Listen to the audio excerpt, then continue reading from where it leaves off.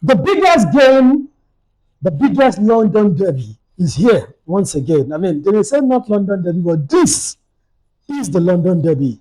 Arsenal at the Emirates Stadium welcomes Chelsea.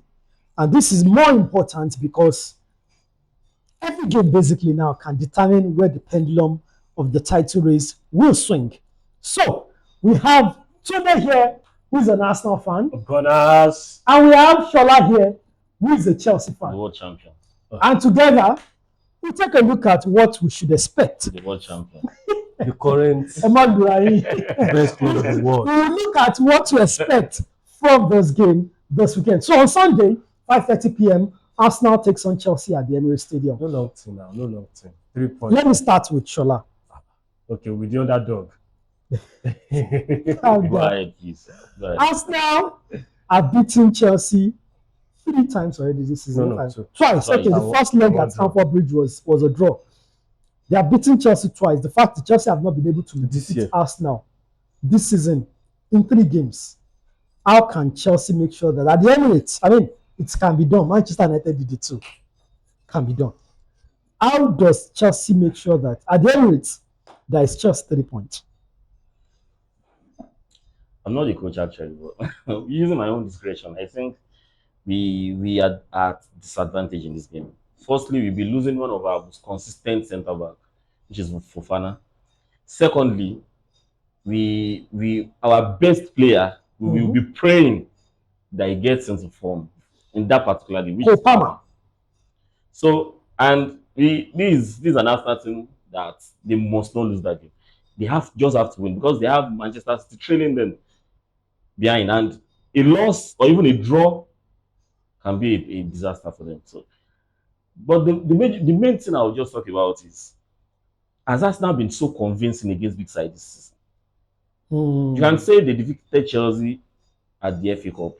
Both games. In the Premier League, I don't think I am impressed with the result of the last time they played Chelsea at Stamford Bridge. Chelsea outplayed them in the midfield.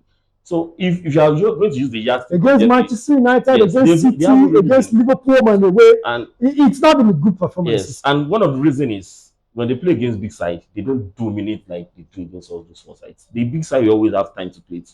So, and if you use the yardstick of they defeated Chelsea in the FA Cup, the 2 games Chelsea didn't start their strong legs.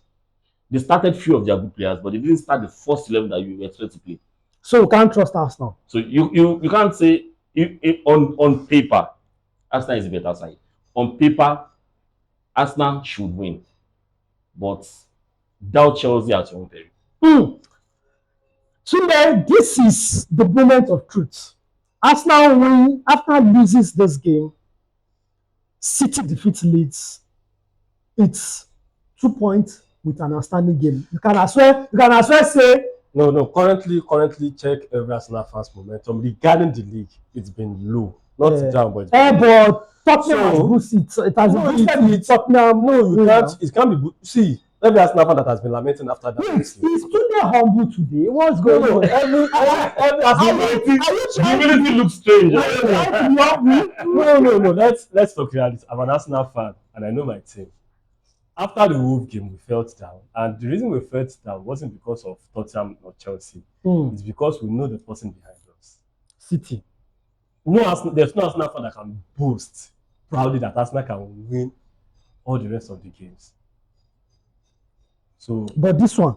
Now, talking about Chelsea at Stamford Bridge. Talking about this match, let's wait. For over 3 seasons now, we've been having our 4 points against Chelsea. Draw at the Stamford Bridge, win at the Emirates. So, and this season too, we've drawn at the Stamford, and now they're coming at the Emirates. But one thing I'm just being skeptical about is, I don't think Liam Rossno should be foolish to the fact that you lose just played. I don't think he has played more than 10-12 games, and you want to win. You want to play a team 3 times out of that and lose everything. That would be so stupid of him, and so. But that's why I'm expecting a shock. And moreover, but looking at another aspect of the game, it's a winnable game for Arsenal. Let's be honest, because Chelsea's strength are always there. The likes of João Pedro, played against them. The likes of Pedro Neto. But one thing I'm also glad about is the fact that we're playing a different team than the team we played in the first leg. Because now Kopama is available, all those their speed demons, at least one will be benched. They won't be able to use both Garnacho and Neto at the same time. I think they will rather start one and bench one because they want to use Kopama. So one way or the other, because those are part of Arsenal weakness. If you are very fast on the ball, fast with very fast, you have fast wingers, you may be able to penetrate our defense line. But without all of those things, and not forgetting what they said that Fofana not playing, I think we are at advantage. So 3 points is assured. Okay, let's look at how 3 points to be assured. Let's talk about the personnel. Let's start with Arsenal. So for Arsenal, and I'm starting with Arsenal because Arsenal has a more solid, or should I say, more regular, stable. Yeah, that's what I was looking for. A more stable line. That's also been part of our problem. But then let's talk about that midfield. So simply, Eze or Odegaard? Odegaard. And reason being, do you think that's fair on Eze? No, that's you start. You score 2 goals. No. You go back to the bench. Come now. Reason being that against Tottenham we played more of direct football because Igotudo was foolish enough to play one-on-one matching against Arsenal. Igotudo was going man to man. So there are a lot of spaces. And even at some point, if you watch the game very well, Saka wasn't even at the flank. Saka was drifting inside because we were trying to overload that box. Look at the second goal. Saka was as if he was playing as an 8. Look at Eze's second goal. The 3 of them were running together with the ball because Tottenham were marking man to man. There were a lot of spaces. So Eze could easily enter that game. But just will be playing 3 blocking force, 3 blockers. Can Eze manage in such situations? But I still believe Odegaard can manage because Odegaard have played in this type of terrain for a lot of time. You just need to, I don't know. I think I just need to check the forms, because if you can get the best out of Odegaard in that match, you win that match. And if you even get the best out of Eze in that match, it may still not be an average performance of Odegaard in such system, playing 3 blockers. No, Tottenham look as if they've also played 3 blockers, but they were marking one-on-one. Everybody's marking. And let's talk about, because Trossard have dropped. Does Martinelli come in on those? Trossard still? Okay. Trossard still. All right. So let's talk about Chelsea. So there is a big issue with Chelsea. The best defender for Chelsea will not start. No, it's not the best defender for Chelsea. Chalobah is the best. Chalobah is. I can just put him. Chalobah is the most consistent. But when it comes to the best, like ability, the ball playing, I think it's Wesley Fofana. But then we know Chalobah will start. So who replaces Fofana? I'm not the coach. No. I'm not the coach. But what I feel the coach will likely do is play. I'm not the coach, like I said earlier. Badiashile, Chalobah, and Acheampong. Change to back three. Not really a back three. He's going to play the 3 and he's going to play Gusto because Cucurella is not in contention. So how does that work? Yes, he's going to play. He's going to play Badiashile, Chalobah, and he's going to deploy Acheampong there and play Acheampong in this half space. And likely use Gusto here. At the left back? Yes, at the left back. So it will same as if you are playing with back 3. I don't understand. He's going to play. Gusto will be left wing back. Gusto played as the left winger in the last game actually. Yes. He's going to play Gusto here. He's going to play Badiashile here. He's going to play Chalobah here. Now he's going to play Acheampong here.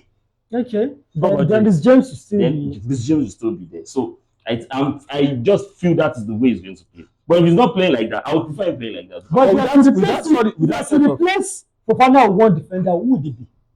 Tosin, Acheampong, and Badiashile. I would have said Badiashile, but Badiashile is not so fast out of possession, so I would prefer Acheampong. Yes. But this setup he's talking about will affect his midfield setup. One of them will have to be benched. One of them will have to be benched. And it's possible. So Andre Santos goes to the bench? Maybe. Or Enzo Fernandez? No, Enzo Fernandez. Enzo can't be benched. So maybe Santos will have to go. And it's possible Santos doesn't even go to bench because then you have to play dynamic 3 up front. And those will be João Pedro, maybe Kopama, and maybe Neto. Pedro Neto, okay. So But if I should be the coach, I'll play Chaluba and Achampong. In the midfield, this is the right game to play Lavia. He has just started training. We're not sure. No, he has been training well with the team. He's actually on the bench. He hasn't just been playing. So this is the kind of game you play like. Why? Lavia is a press resistant player. He can maneuver out of press, and we know with Odegaard, Arsenal will press us. So if you can escape those presses, you can get into contention and cause them problems. So I would prefer playing. Although I know you will likely not play like that. Play Santos as the 6, Lavia, then Enzo as the marauding third. No Caicedo? No Caicedo. Yes. Yes, because let me be sincere with you. You bench Caicedo? Caicedo in the last 2-3 games hasn't been doing much. Because most of the things he has been doing, most it has been splitted with Santos. So Santos can also mark too. So, and in situations whereby you need someone, that extra player to get into attack, you won't just want Caicedo to just lie fallow and just looking for opportunity to steal balls from people. So I would still prefer playing Lavia. But like we all know, you will play Santos, then Enzo, and Enzo, most likely. Okay, all right. Let's talk about predictions now.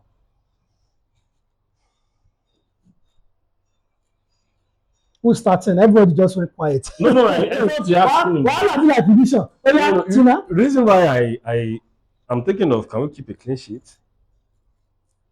No, that's why I kept saying that. Can Arsenal keep a clean? Because I think we've played 2 or 3 games now with no clean sheet. I was reasoning, is it possible? A 3-1. 3-1 Arsenal. Yeah. Well. Considering the kind of team Arsenal is and how they can get chances from the slightest opportunity. If you give them the slightest opportunity, and we are prone to mistakes. Let's not forget that our defense is prone to mistakes, and especially the defense. And I'm not totally convinced about our attack. If you have a very good attack that scores goals in numbers, I would have been so confident. So and the only positive now is I feel we cause Arsenal problems. So predictions. So I'll go for it. 2-2 draw, 3-1 win for Arsenal. Well, there you go. A win according to Tunde, a draw according to Shola. But what do you say? Saka. Arsenal at the Emirates against Chelsea. No Cucurella. No, don't worry. Anything can happen. You find a way about See, you know what they say? When it comes to derby, form is thrown out the window. So all these things no matter. No, Saka is not even informed. But I'm just saying Chelsea has been able Arsenal have been more informed than Chelsea. Even aside that, Chelsea has been able to keep Saka for a while now because of Cucurella. You know the way Cucurella knows how to handle Saka. Let me just. But now they were playing. Finally, let me drop this. I'm a Chelsea fan. On Chelsea's day, they can beat anything. I'll remind you. We saw that in the Club World Cup final. Of course. That's it. So don't doubt Chelsea. And that day is not Chelsea. That day is Sunday. That day is Sunday. It's not Chelsea day. It's not a blue day. It's a Sunday. It's a Sunday. It's a bright day at the Emirates Stadium. I guess we'll find out.